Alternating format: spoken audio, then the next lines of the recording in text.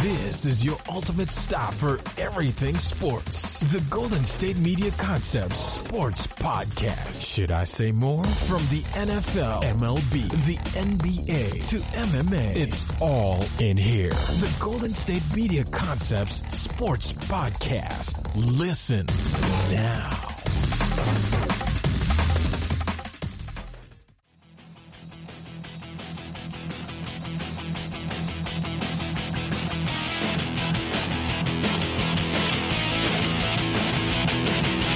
Hello, ladies and gentlemen, and welcome to the GSMC Sports Podcast. And I just want to go ahead and apologize. I'm recording in not a usual spot. Apologize if there's any echo going on or there's any audio issues. I am recording in a different space at the moment. I'm trying something out. My schedule's been all out of whack recently. So for the Sunday show is the hardest one for me to record just because I have a weekend job that is not the best timing wise. So, but right now I am in a computer lab at an apartment complex, and I'm facing a wall, and there's a cabinet above me, and it's I can feel the echo going on right now. So, I mean, if there's an echo, I apologize because I can definitely hear my own echo going on. I'm talking as quietly as possible. I was actually, there's another room in this clubhouse thing for this apartment complex, and it's for, the other room is a media room. It's got a TV. It's for people to go in and watch TV. And I was like, oh no, it's 9 o'clock on a Saturday night. Nobody's going to come in and watch TV. And then this dude came in and started watching basketball. So,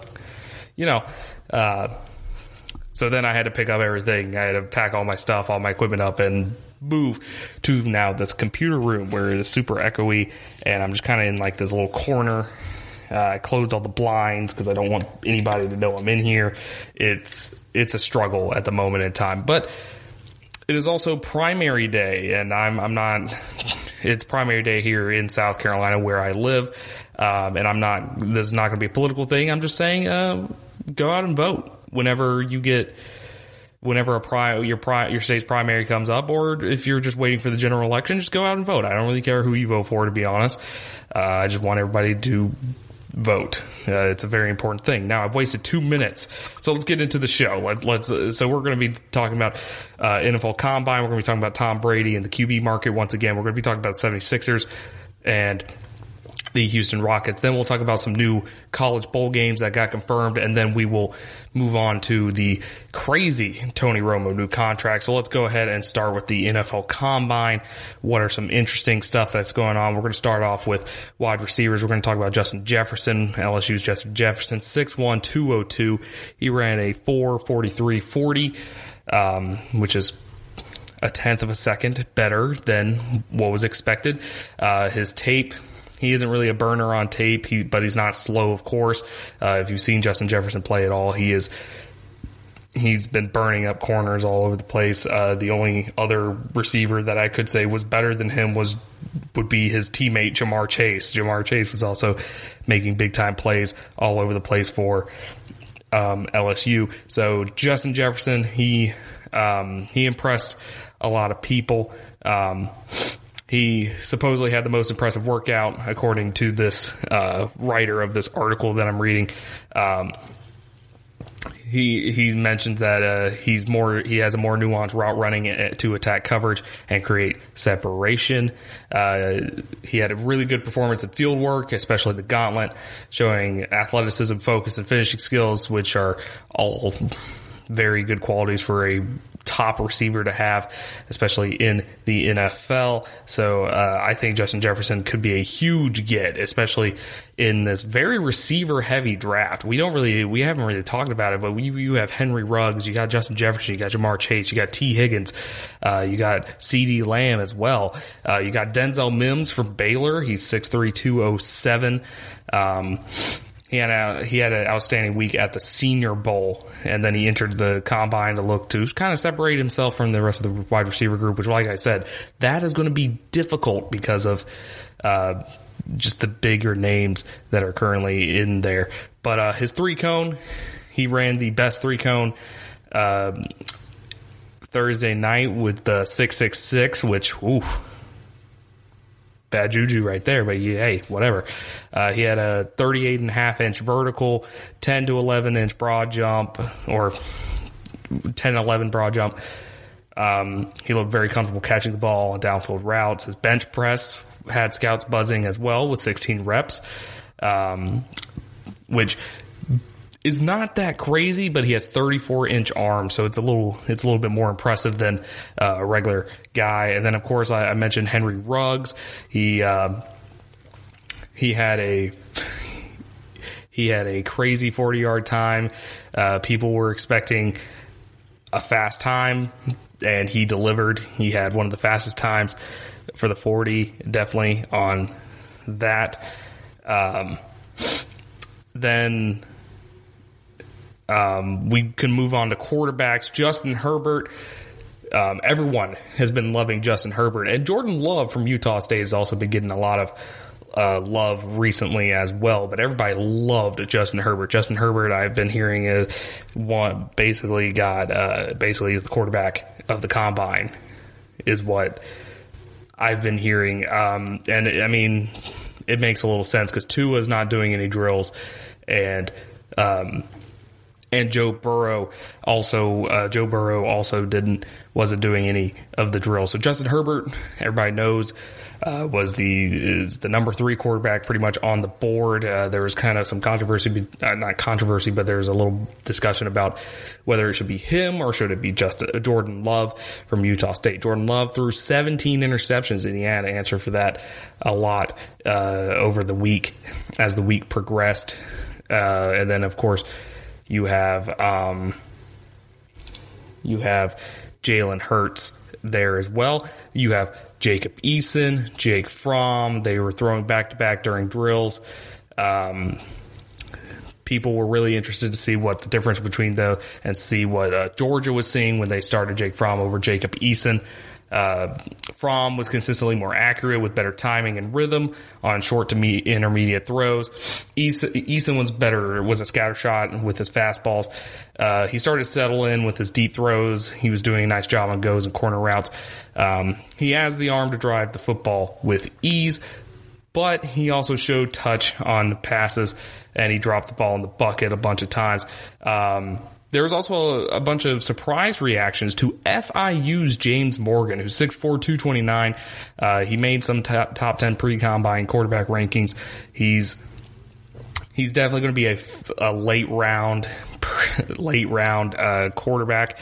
He could be a developmental project for any coach that or any organization that decides to take a chance on him. A lot of scouts got to see him throw live, and ball pops off his hand with velocity.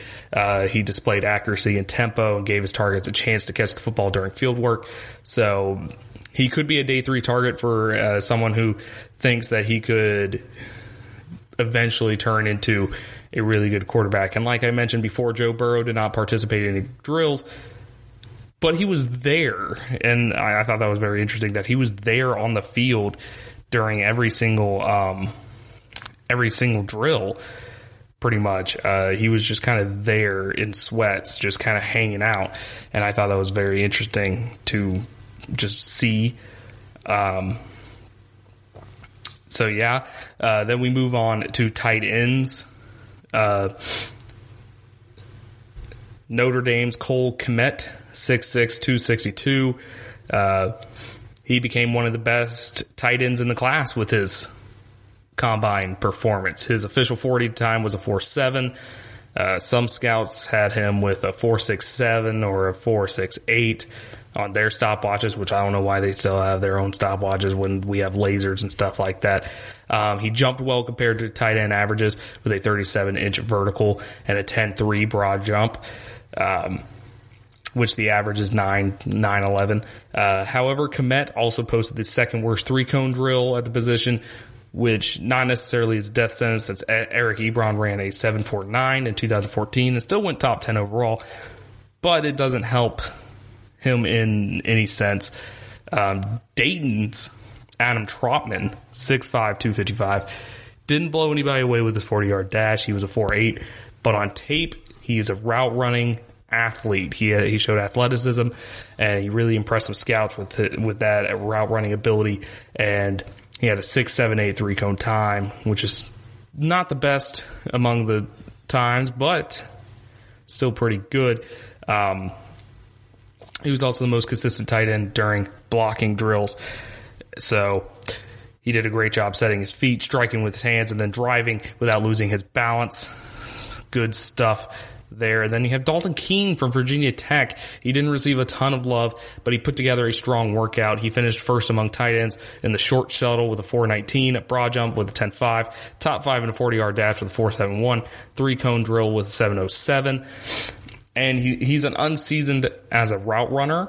He didn't light it up on the stat sheet. He had 21 catches in 2019, but his athletic profile will be a big conversation starter among some scouts, maybe being a developmental late round guy. So that's just a quick NFL Combine update. When we come back, we'll talk about Tom Brady, because there are some interesting rumors going on about Tom Brady and what he could possibly do when we return. Are you looking for the very best NFL and college football podcast? Then check out the GSMC Football Podcast. Get the latest football news both on and off the field. From the NFL Draft to trades to the rumor mill to the NFL Combines, they got you covered. That's GSMCpodcast.com/football-podcast. Get updates on college rivalries, game day insights, and much, much more. It's football talk the way you want it. This show eats, sleeps, and breathes football. Don't forget to like them on Facebook and follow them on Twitter. Visit GSMCpodcast.com for more info.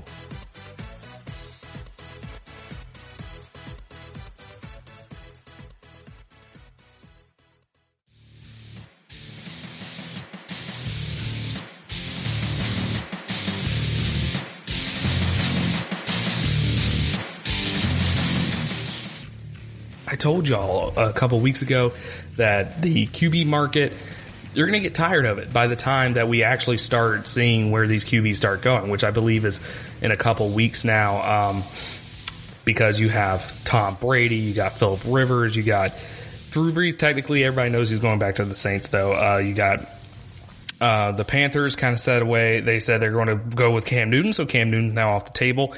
But you still have Marcus Mariota, Jameis Winston, who got eye surgery, got LASIK surgery to get 20/20 vision, which could that help him out? We don't know. So this QB market is kind of crazy at the moment. There's so many moving pieces. You have teams like the Chicago Bears, the Indianapolis Colts,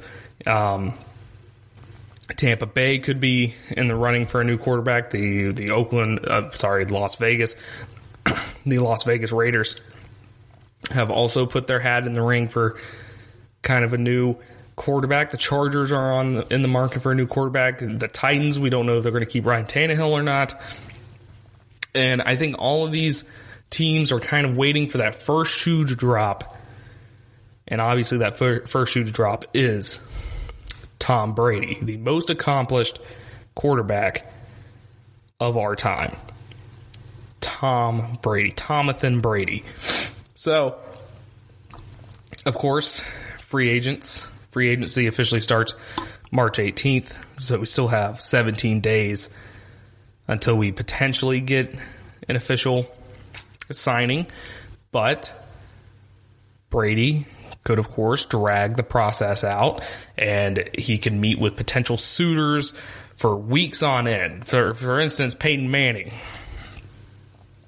Peyton Manning took like 2 weeks, something like that, visiting, going on a countrywide tour, meeting with different teams, trying to figure out who would be the best suitor for him, and he ended up with Denver after like a 2-week free agency.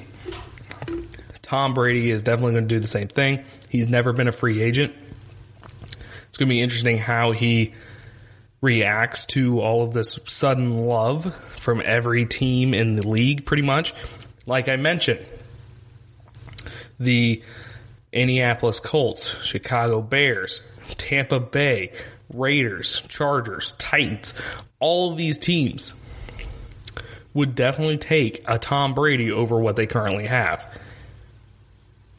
So there's a lot of moving pieces that could happen in the upcoming, once free agency starts and once Tom Brady meets with a bunch of teams. So during the combine, a couple of analysts on ESPN and Fox and stuff like that have been saying that it's growing more and more unlikely that Tom Brady re-signs with the New England Patriots. Now, of course, that could just be a smokescreen by either Tom Brady's people or the Patriots people to draw up more controversy or play the PR game and see who can win the contract dispute here. In my opinion, I see it. In my opinion, I wouldn't be shocked either way.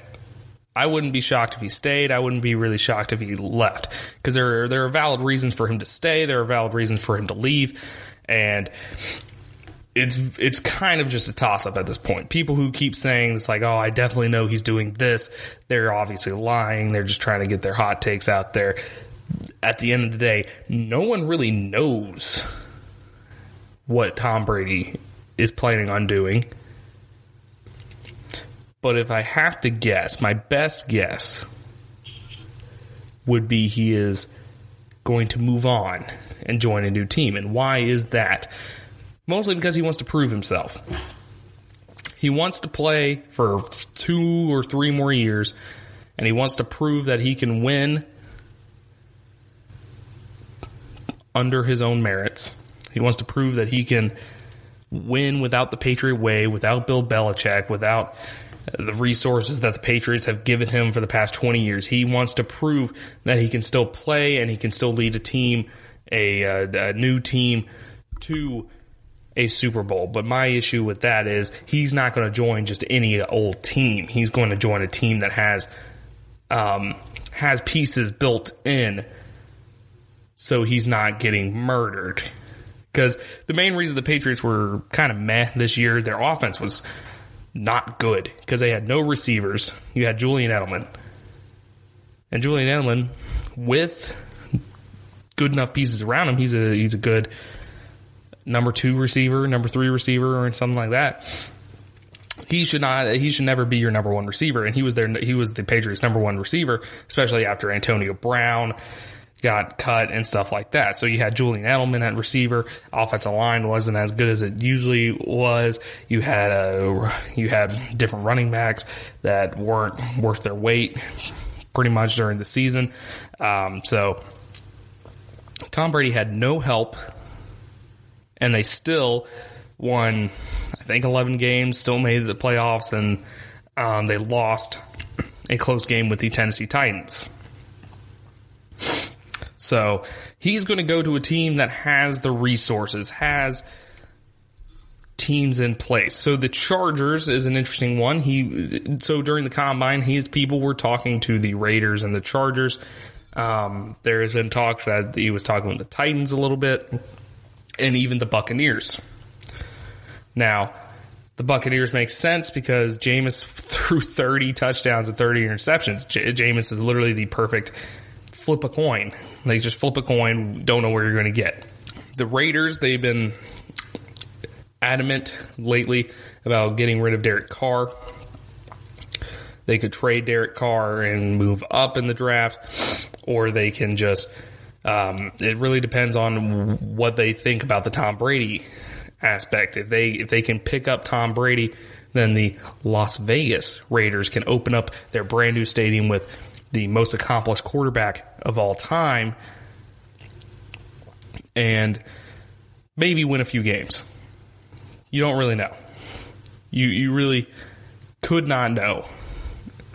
So the Chargers, first off, need him because they need to sell tickets, and they need to kind of establish themselves as a team in Los Angeles, because they're not really a team in Los Angeles, to be honest. Nobody in Los Angeles cares. All of their home games are filled with away fans, stuff like that. So they need that spark. They need to get something that will bring fans, sell tickets. Tom Brady's the perfect person for that.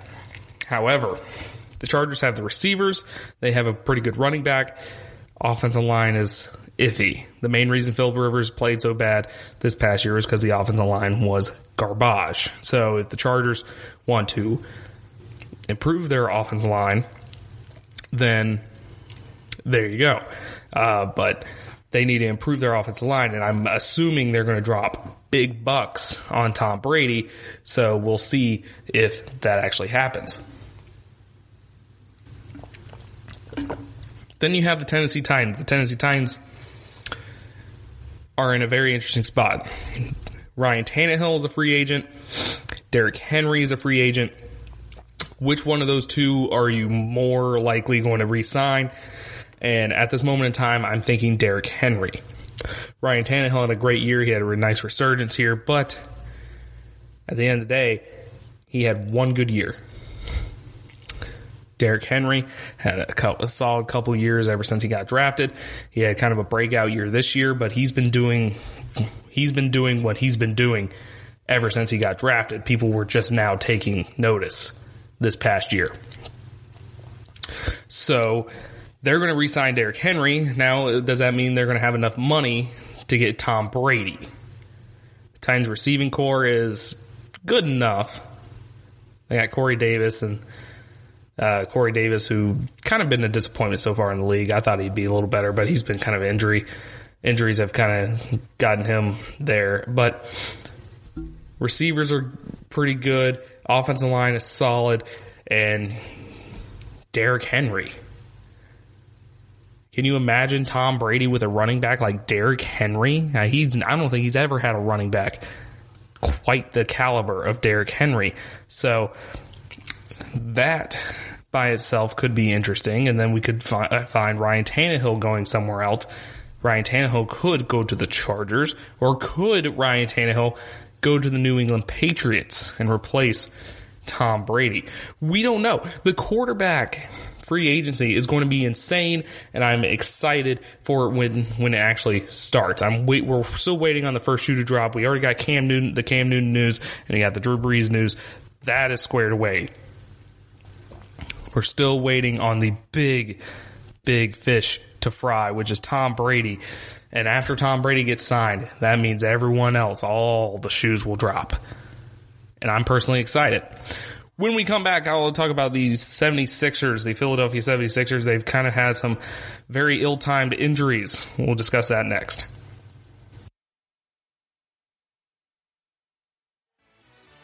Check out the show that's built on the MMA. From the UFC to extreme cage fighting, they got the fights covered. Check out the GSMC MMA podcast. Get the latest news on past or upcoming fights. Join us as we talk to and about some of the biggest names in the MMA, past, present, and future. When it's the fight game, there's just one show to check out. GSMCpodcast.com/MMA-podcast. Don't forget to like them on Facebook and follow them on Twitter. Visit GSMCpodcast.com for more info.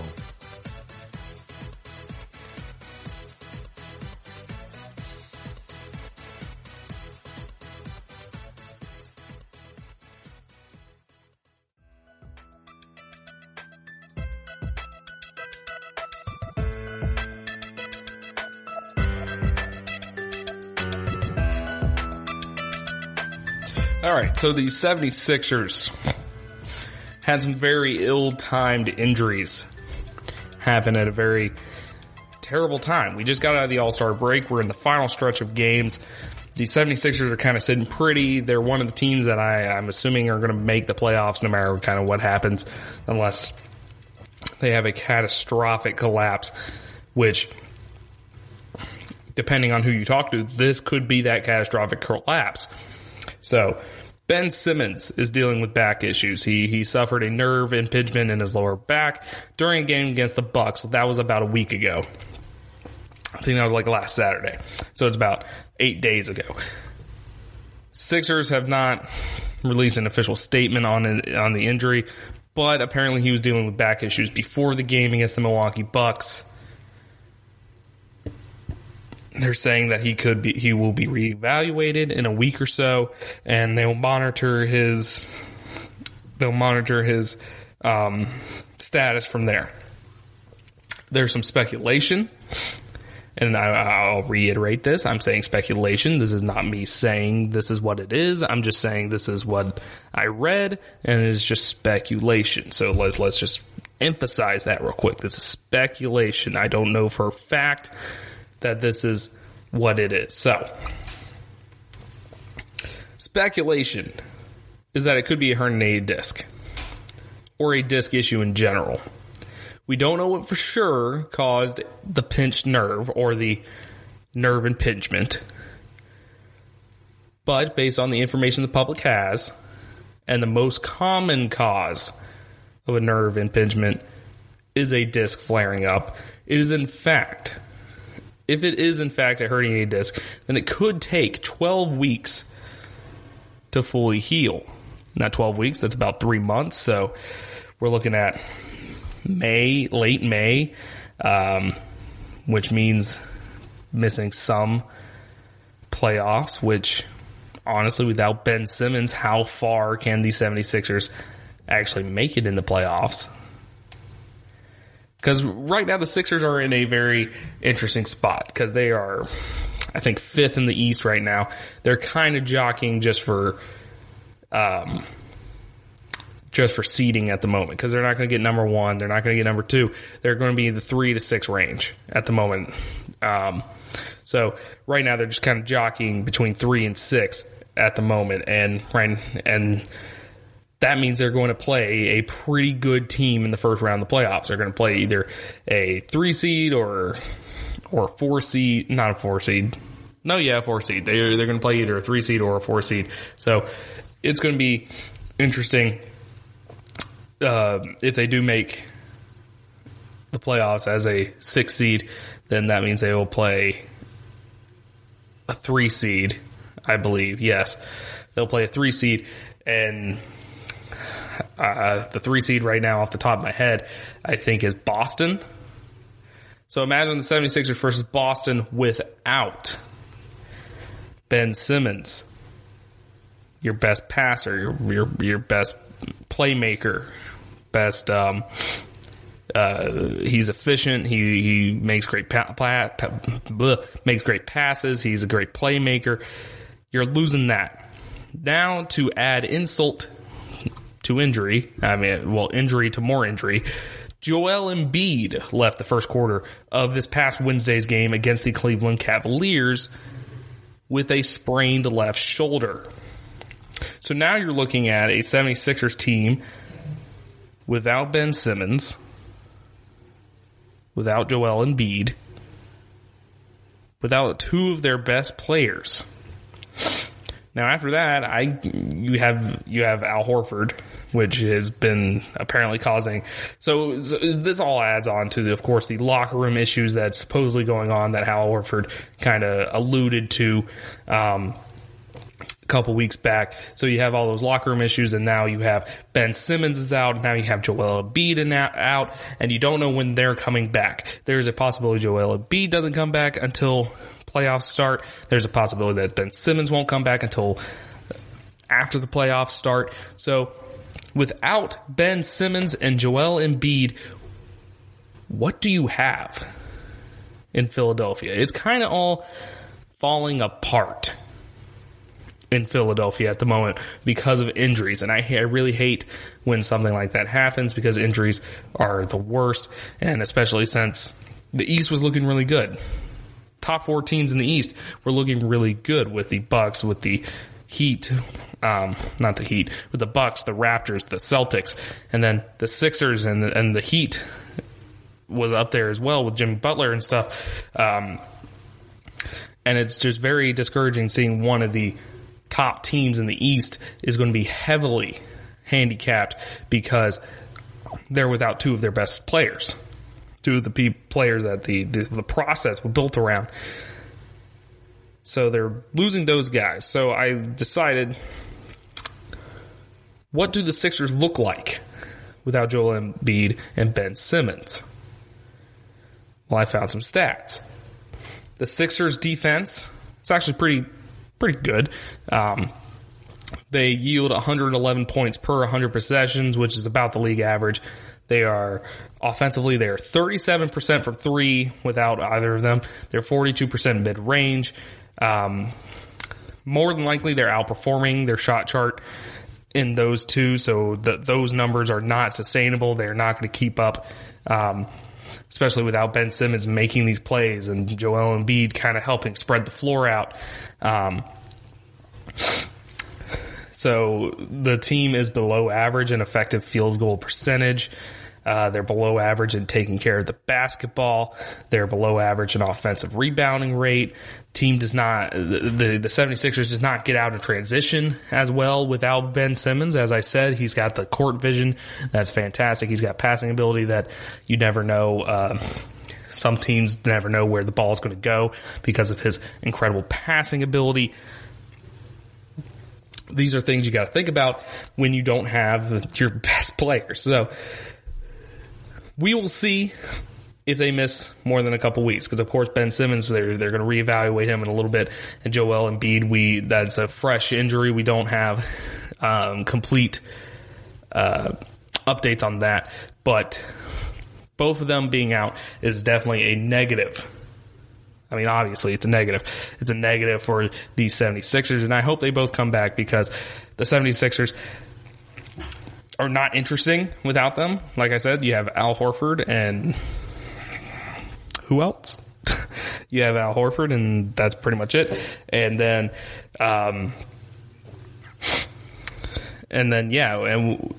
Joel Embiid, of course, is one of the best players in the league, period.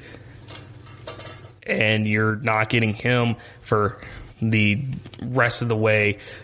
Like I said, the 76ers, I think they are still good enough to make the playoffs. They're still going to make the playoffs because, like I said, unless something just catastrophic, like if Al Horford also got hurt, then they're going to be in big trouble. But, I mean, Al Horford is still a pretty solid basketball player, so he can kind of corral that team and make sure they still make the playoffs at least. They'll definitely make the playoffs. Just the question is, how well will they perform in the playoffs, especially if they go up against the Celtics or the Heat or the Raptors. It would be very interesting to see how they play against those guys, and I just don't think it's going to be pretty. I think it's going to be an early exit, and you really got to start asking yourself, is the process actually working? Because you've completed the process for about 3 years, it's 3 seasons now, and nothing's really come of it. You made it to the Eastern Conference Finals once, I believe, and that was about it. So is the process really a failure? Especially since it seems like Joel Embiid is never healthy, and it seems like Ben Simmons is not good enough on his own because he can't hit a shot that's farther out than 15 feet or something like that. So you really got to start asking yourself, if you're Philadelphia, is it worth it to keep these guys? Because obviously, I mean, Joel Embiid is struggling to stay healthy. Ben Simmons, he's got great court vision and great passing, but is he what we need? Is he that thing that we need to push us to victory, to push us to an NBA Finals and push us to an NBA championship?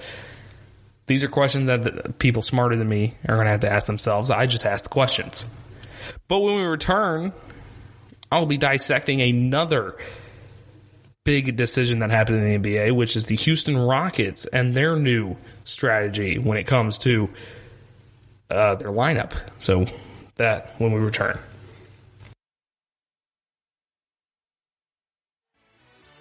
Are you looking for help for your fantasy football team? Check out the GSMC Fantasy Football Podcast. Get today's best advice on who to start, who to sit, even who you should draft. From sleeper picks to red hot lineups, they got it all covered for you. That's GSMCpodcast.com/fantasy-football-podcast. We'll cover traditional leagues, dynasty, PPR, even IDP leagues. When you need fantasy help, there's just one show to hit up. Don't forget to like them on Facebook and follow them on Twitter. Visit GSMCpodcast.com for more info.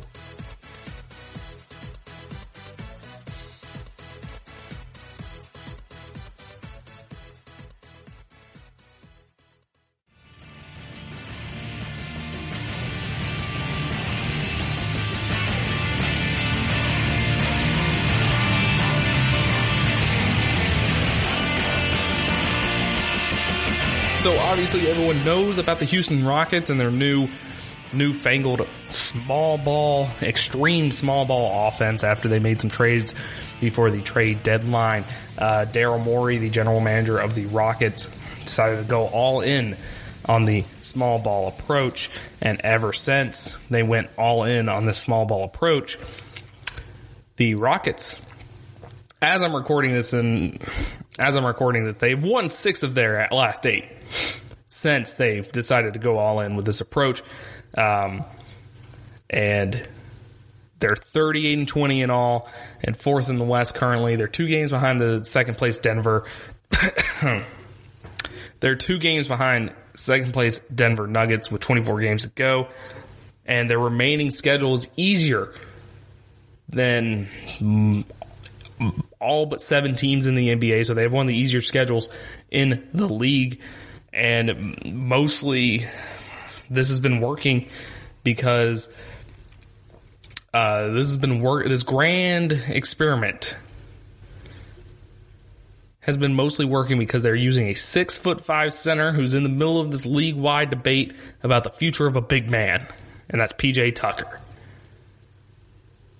PJ Tucker, of course, has been pretty solid before this whole thing kind of happened. He has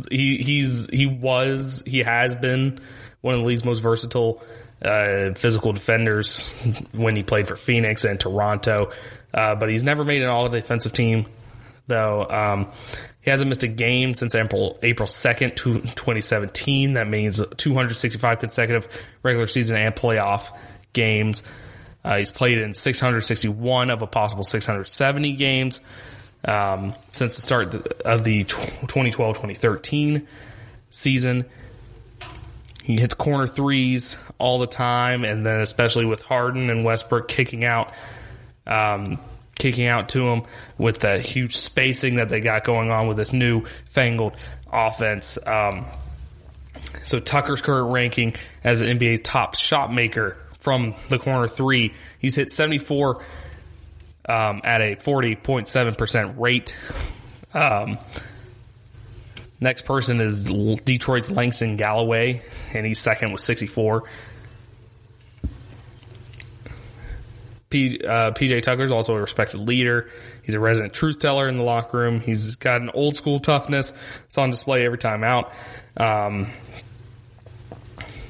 It's evident because Game 7 of the Western Conference Finals in 2018, he underwent 3 root canals before tip-off against Golden State and wound up finishing with 14 points, 12 rebounds, and 4 steals. And that's just insane.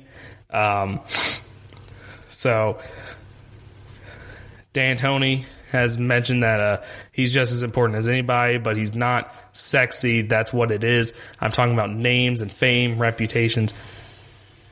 I don't think reporters do deep dives on what is really happening when he's on the floor. And then James Harden has mentioned that, yeah, I think he's been overlooked. You talk about a guy who plays that role and a glue guy who does what he's supposed to do every single night. He's at the top of that list. Not a lot of people love doing that role if it's not showing up on the stat sheet or if it's not looking flashy, like the dirty dog diving on the floor, taking charges, those type of plays that win games. He loves it. He embraces it. So I'm appreciative of him. That comes from James Harden, of course.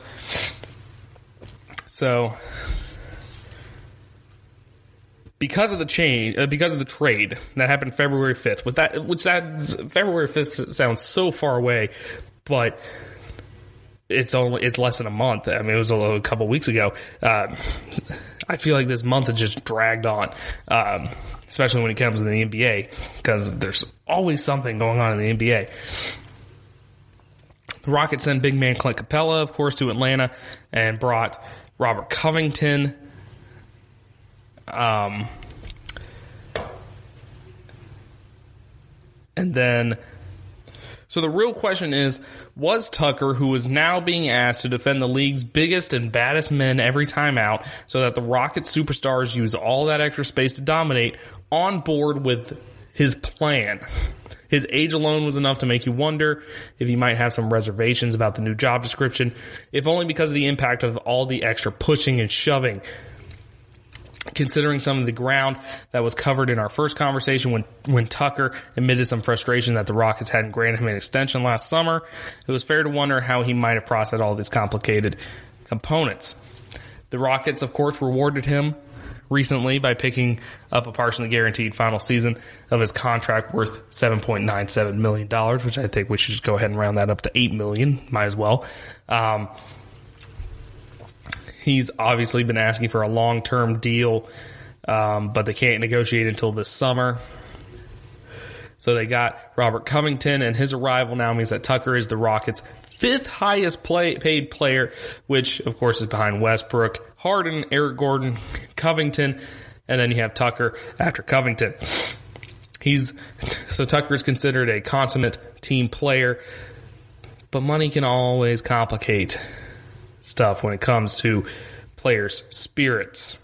So Tucker said that it was an easy decision for him to play in this new role and to empower James Harden and Russell Westbrook like never before. He said, I have to tell you that it's not a choice. It's like when people ask why I play so hard, like it's not a choice to play hard. I don't have a choice. That's what you got to do, period. So he is fully on board with doing this new, being part of this new position, playing this new position and getting and learning the ropes kind of on the fly and getting beat up playing these bigger guys. And he never complains. He never complains about anything. So let's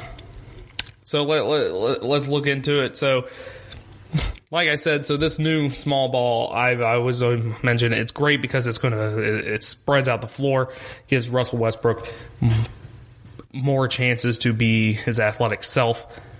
PJ Tucker helps with that as well because he can hit those corner threes. He can hit those difficult shots, but he can also go down low and get rebounds if he must, although he's not that big. He's 6'5", which I'm 5'8", so that's huge to me. But so Russell Westbrook uses his athleticism. James Harden, of course, is one of the best skill players in the league because we got that whole drama with Giannis Antetokounmpo.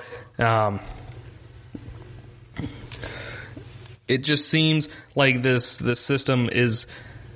It seems like the Rockets are kind of perfectly built for this weird system, if you know what I mean. They're kind of perfectly built for it because Russell Westbrook's athleticism, James Harden can hitting those crazy shots and getting fouled when he needs to be fouled, I guess. Then you have Robert Covington and PJ Tucker adding on to that. The team so far has shown a cohesiveness over this new small ball technique. It seems like they're closer together. They're working better together with this new small ball thing going on. So it seems so far the gamble is working out. It seems like that so far. They won 6 of their last 8. But as I mentioned before, the playoffs are a much more physical time, and it's going to be very difficult for me to choose the Rockets to win anything when it comes playoff time because it's just going to be difficult. If they play the Lakers, if they play the Clippers in the playoffs, yes, they beat the Lakers. They beat the Lakers the first game. They came back with this new system, but I feel like in the playoffs it's completely different. It's more physical. The refs let the teams play a little bit more. It'll be a little bit more difficult for James Harden and Russell Westbrook to kind of do what they do. And one way I know for a fact this is not going to work in the playoffs is because Russell Westbrook never won anything in the playoffs at OKC. James Harden, closest that he made was the Western Conference Finals. He doesn't really do much in the playoffs. So you're relying on these guys who don't really do much in the playoffs to kind of lead a team into the playoffs. But we'll continue to monitor the situation, and we'll see if the small ball pays off when we get to playoff time, because the Rockets will make the playoffs. We'll see if it pays off. So when we return, we'll talk about new bowl games that have been announced for college football. Is it bad for the sport? And we'll be discussing just bowl games in general. So, are you looking to get your college football fix? Looking to get the latest news on your favorite school's team? The GSMC College Football Podcast is your ticket to all things college football. Join us as we talk college football from the national championship, the college rivalries, the bowl game, to the Heisman Trophy. To which conference is the best? We've got you covered for the Big Ten, SEC, Big 12, the Pac-12, ACC, and everything in between. Download the GSMC College Football Podcast on iTunes, Stitcher, SoundCloud, Google Play, or anywhere you find podcasts. Just type GSMC in the search bar.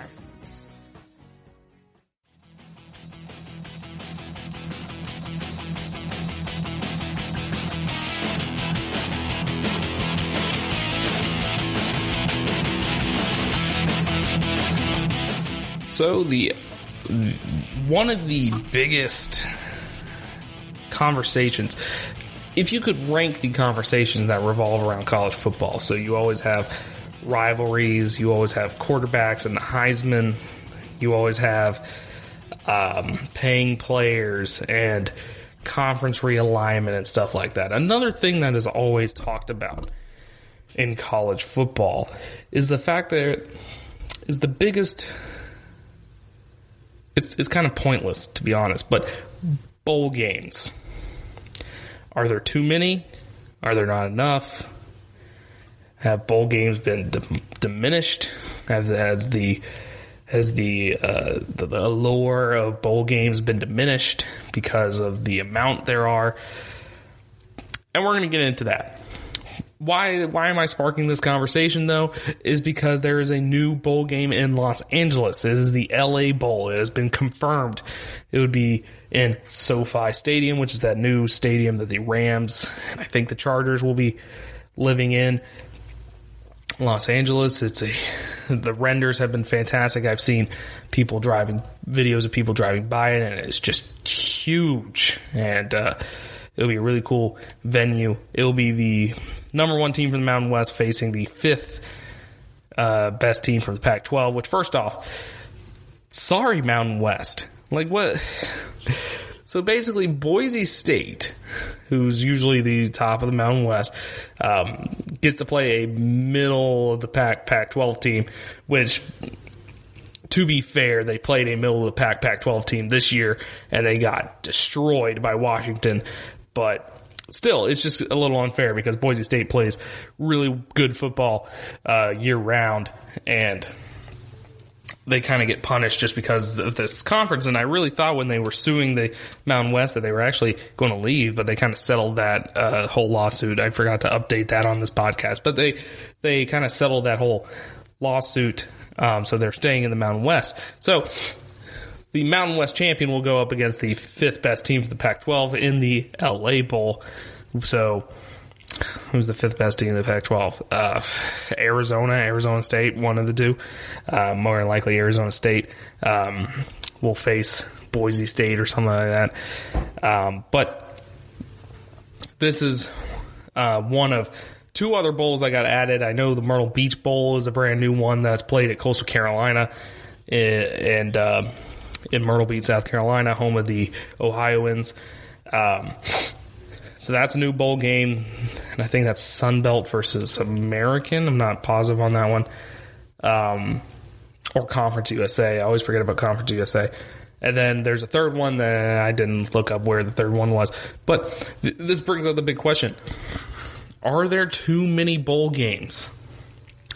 So, including the championship game and the playoffs and stuff like that, there are 43 total bowl games, meaning 86 of the 130 teams in the FBS make it to a bowl game. So, of course, you still have to be bowl eligible. You still have to reach the bowl eligibility limit, which is 6 wins.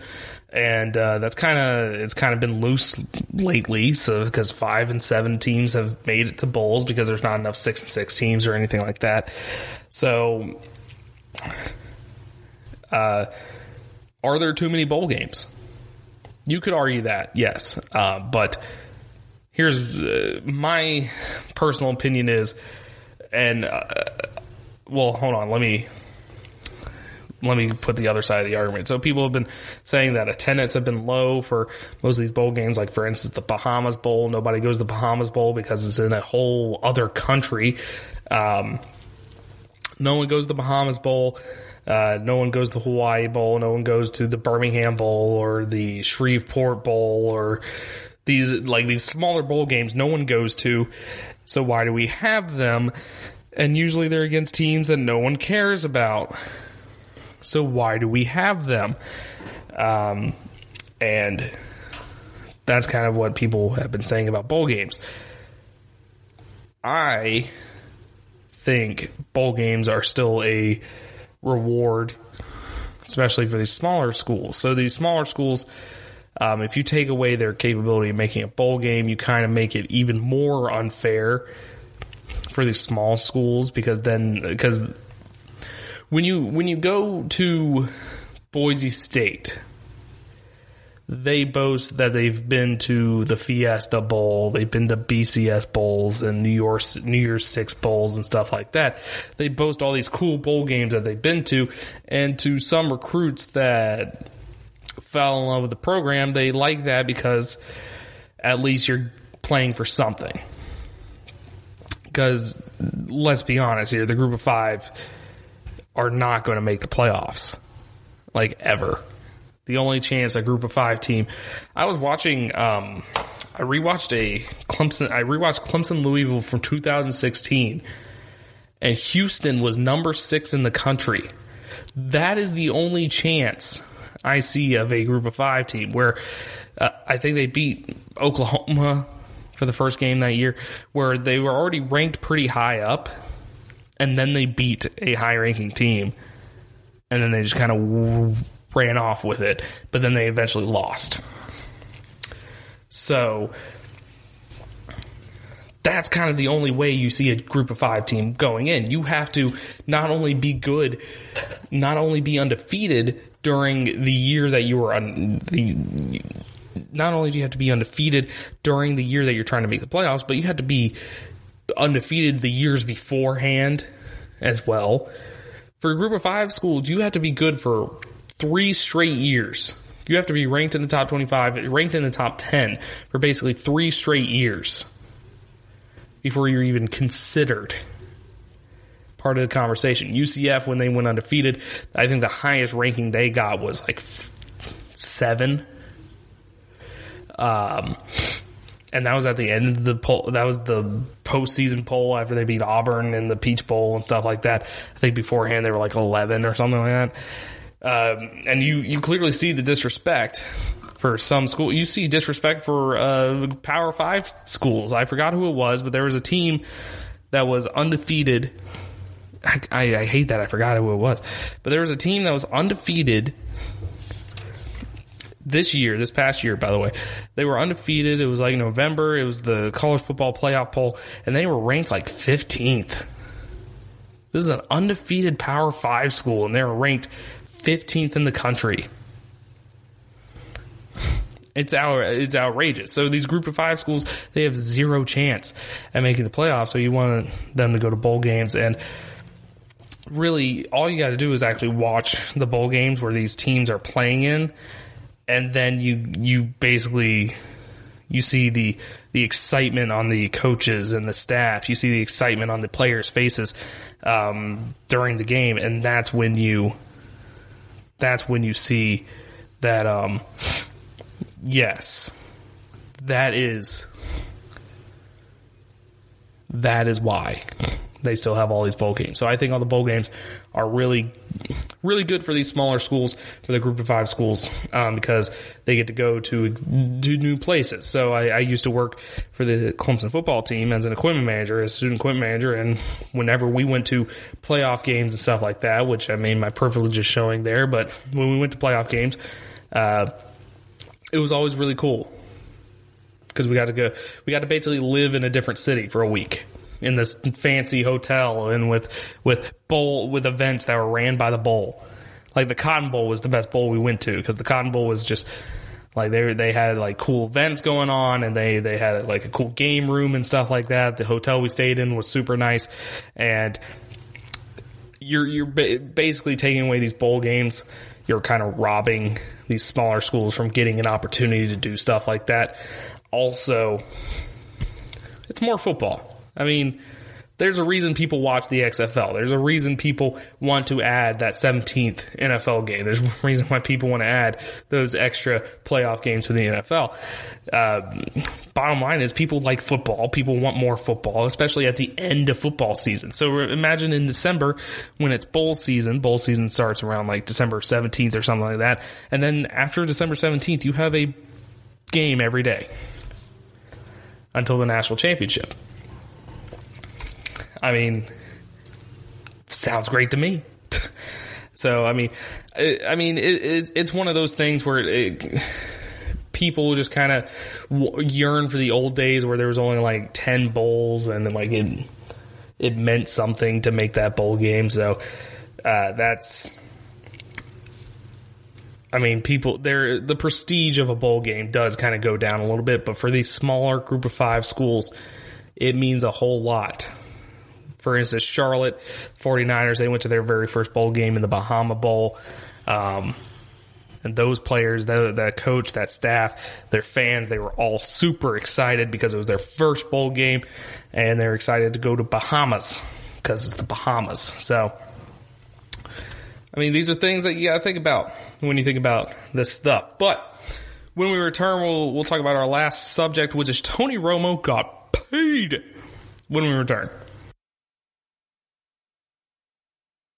Check out the show built around the women of MMA. From the UFC, Invicta FC, Bellator, and one championship. We got the fights covered. It's the Golden State Media Concepts Women's MMA Podcast. The latest news of upcoming fights, discussions of previous matches. Join us as we talk to and about the biggest names in women's mixed martial arts. Past, present, and future. When it's the women's fight game, you know where to listen to. The Golden State Media Concepts Women's MMA Podcast.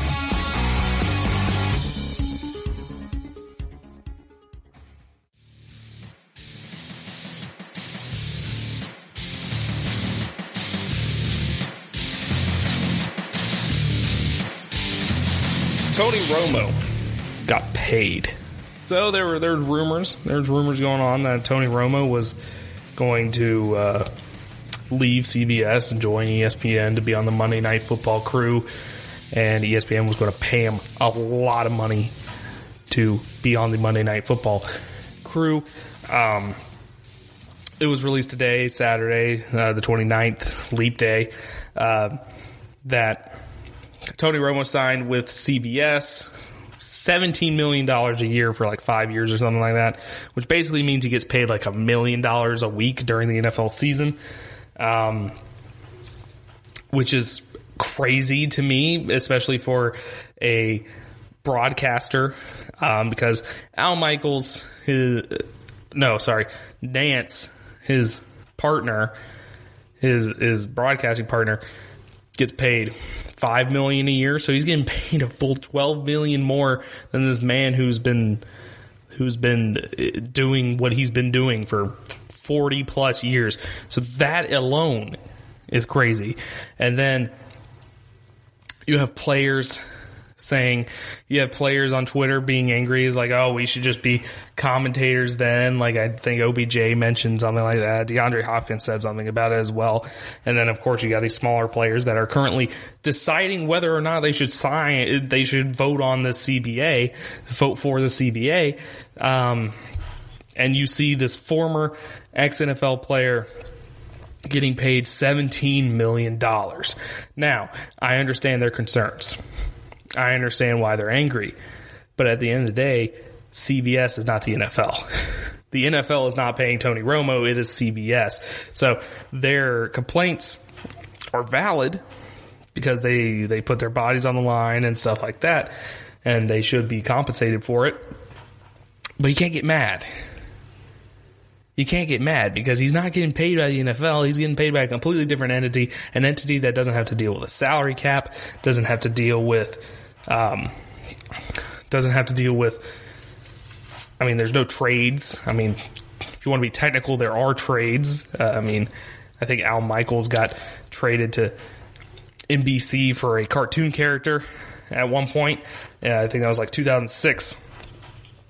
Look it up. That is a true fact. It was either him or Nance. It's one of the two. I always get them confused. But I'm pretty sure it was Al Michaels. Al Michaels got traded from ABC to NBC for Oscar the Rabbit, which is Walt Disney's original cartoon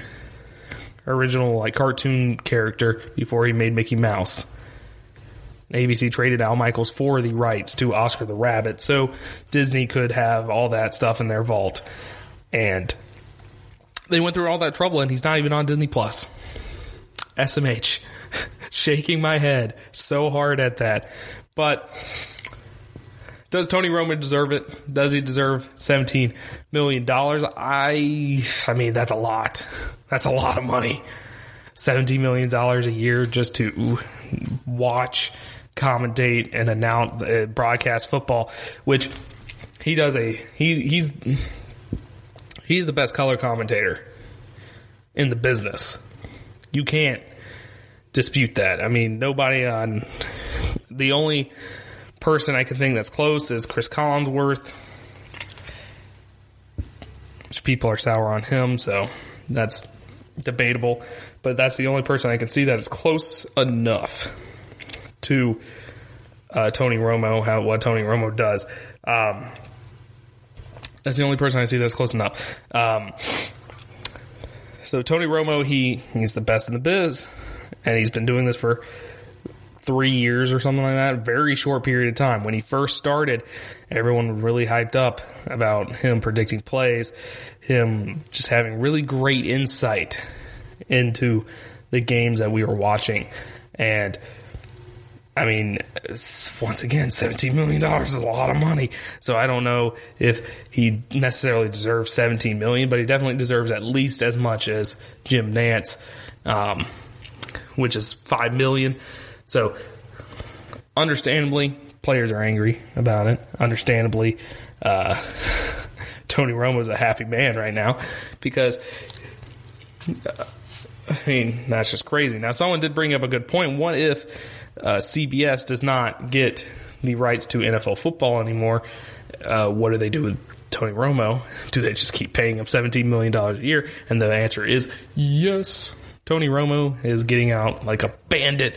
Of course, CBS is going to get NFL back. It's not going to be like the SEC Game of the Week thing where they kind of lost those rights to ESPN. But now ESPN is scrambling because they were kind of banking on Tony Romo doing Monday Night Football. So now ESPN is kind of scrambling around looking for a new guy, which I want to throw my hat in the ring. I have no experience in doing play-by-play or color commentary, but I can do a hell of a lot better than they did on Monday night this past season. I mean, Booger, the three-man booth, first off,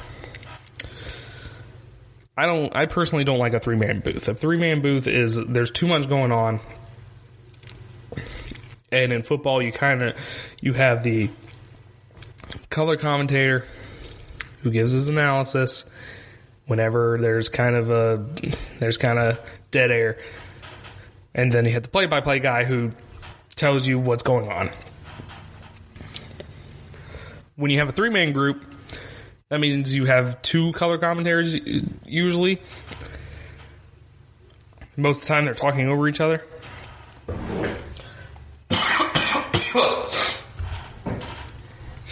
They're talking over each other. They're just they're talking over each other, and there's not having. I mean, it's just a lot. It's just a lot to kind of process. So Monday Night Football did not do a very good job in the past 2 seasons. Of course, you had the Boogermobile going on there.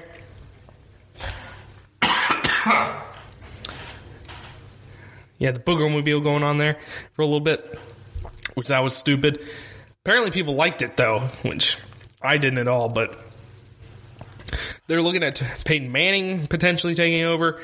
I also saw that Chipper Jones is going to be doing Wednesday Night Baseball this year for ESPN, which it's interesting because he did some booth stuff with Braves broadcast, but he was always usually drunk. They usually just found him in the crowd, like he was just at the game.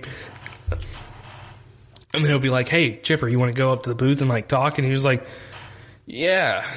Like he's like 8 beers deep or something like that. He's been drinking all day because he's retired and he doesn't have to do anything else. But so, been drinking all day, and they just invite him up to the booth, and he goes do that. So, oh my gosh. So Tony Romo getting paid $17 million. I hope to get paid $17 million to talk over football one day. Probably not going to happen currently since I have no experience in doing it right now, and I have no avenues in doing it in the future, but we'll see what happens there. So thank you for listening to the GSMC Sports Podcast. Hopefully the echo and hopefully the acoustics and all that weren't too terrible. I'm like dying right now. Like I'm holding back coughs so badly right now, and I don't know why. It's kind of dusty in this room. Not going to lie. But thank you for listening to GSMC Sports Podcast. If you liked this podcast, which I completely understand if you didn't, you can like, rate, and review us wherever you get your podcasts, Spotify, iTunes, wherever you get your podcasts. Make sure you subscribe to us and follow us on Twitter, GSMC_sports. You can follow me on Twitter at Strickland_Josh. Oh, God. You can follow me on Twitter at Strickland_Josh. And, of course, you can listen to all the other fantastic podcasts we have going on here at the GSMC Podcast Network. We got an MMA podcast. We got more basketball podcasts. We got baseball podcasts. We got college football podcasts, NFL podcasts, stuff like that.